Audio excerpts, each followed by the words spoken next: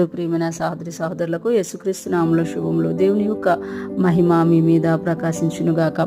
ఈరోజు దేవుడు మనకిచ్చిన మాట తీతుకు రాసిన పత్రిక 2వ అధ్యాయము 12-13 వచనాలు. మనము భక్తిహీనతను, ఇహలోక సంబంధమైన దురాశలను విసర్జించి శుభప్రదమైన నిరీక్షణ నిమిత్తము అనగా మహాదేవుడును మన రక్షకుడునైన యేసుక్రీస్తు మహిమ యొక్క ప్రత్యక్షత కొరకు ఎదురు చూచుచు ఈ లోకములో స్వస్థ బుద్ధితోను నీతితోను భక్తితోనూ బ్రతుకుచుండు వల్లని మనకు బోధించుచున్నది.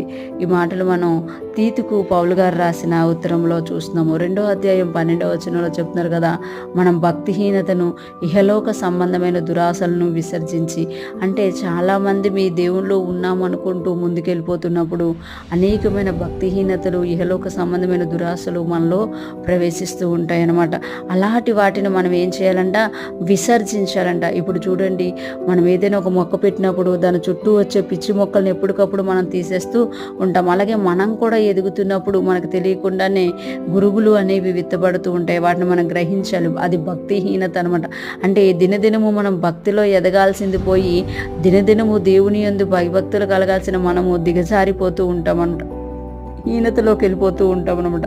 అలాగే ఇహలోక సంబంధమైన దురాశలను విసర్జించి, ఈ లోకంలో ఉన్నాము కాబట్టి ఆత్మలో ఎదుగుతూ ఉంటే మనము దురాశలను విసర్జిస్తాం. ఒకవేళ మనం భక్తిహీనతలోకి వెళ్ళిపోయామండి అనుకుంటే ఇహలోక సంబంధమైన దురాశలు మనల్ని చుట్టుముట్టి మనము దేవునిలో ఎదగకుండా, దేవుని దగ్గరికి వెళ్ళకుండా, దేవుని సన్నిధిలో విత్తకుండా దురాశ అనేది మనకు కలగచేసి దాని ద్వారా దుష్టుడు దేవుని నుండి మనల్ని దూరం చేయాలని చూస్తాడు. కనుక మనం ఇవి గమనించినప్పుడు భక్తిహీన ఇహలోక సంబంధమైన దురాశలను మనం గమనించినప్పుడు వాటిని విసర్జించాలంట. అంటే వాటిని ఏం చేసేయాలి? త్రోసివేయాలి అని చెప్తున్నారు. అంతేకాకుండా శుభప్రదమైన నిరీక్షణ నిమిత్తము అనగా మహాదేవుడును మన రక్షకుడునైన యేసుక్రీస్తు మహిమ యొక్క ప్రత్యక్షత కొరకు ఎదురు చూచు భక్తిహీనతను, ఇహలోక సంబంధమైన దురాశలను విసర్జించడమే కాకుండా శుభప్రదమైన నిరీక్షణ దేవుడు మనకిచ్చారు.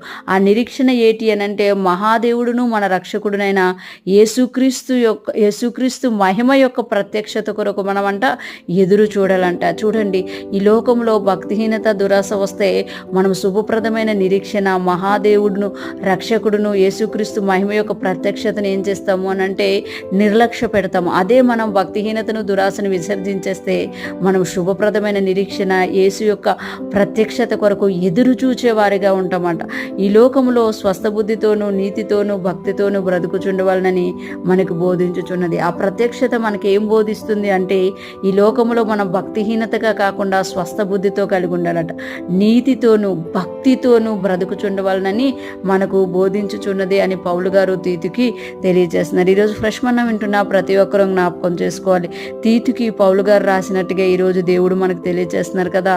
ఫ్రెష్ మన్నా వింటున్న ప్రతి ఒక్కరూ కూడా ఇహలోక సంబంధమైన దురాశలను, భక్తిహీనతను విసర్జించి శుభప్రదమైన నిరీక్షణ, మహాదేవుడును రక్షకుడైన యేసుక్రీస్తు యొక్క మహిమ ప్రత్యక్షత కొరకు ఎదురు చూసే వారంగా స్వస్థ బుద్ధితోనూ నీతితోనూ భక్తితోనూ మనము జీవించాలి అని దేవుడు కోరుకున్నట్టు మనం అలాగ జీవించి ఆయనకి ఇష్టపూర్వకంగా జీవించే వారముగా ఉందుముగాక.